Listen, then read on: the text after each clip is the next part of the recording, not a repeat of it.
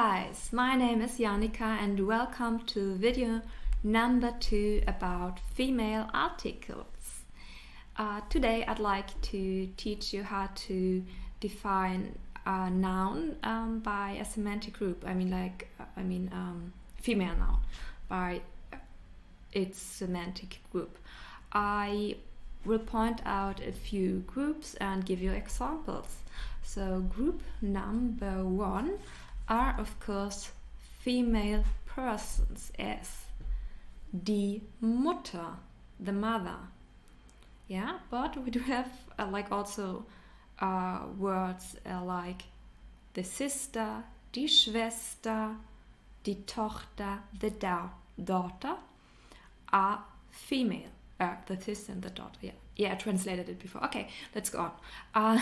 They're all female. There is one exception in German, which is das Mädchen.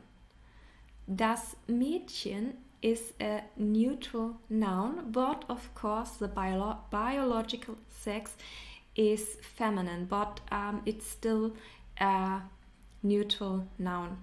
Yeah, so this one is the exception. So let's go on. Of course, also all job titles for female persons. As I explained before, in English, you can say the teacher. The teacher can be female or can be masculine. In German, it's always distinguished.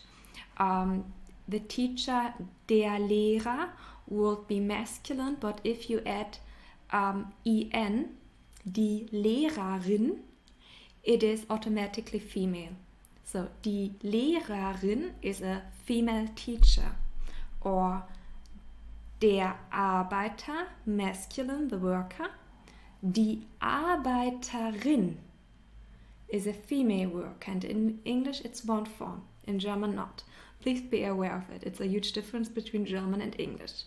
And there was one more example. No, that's it. That's it for today. No, I have one more interesting group, which are flowers. Yeah.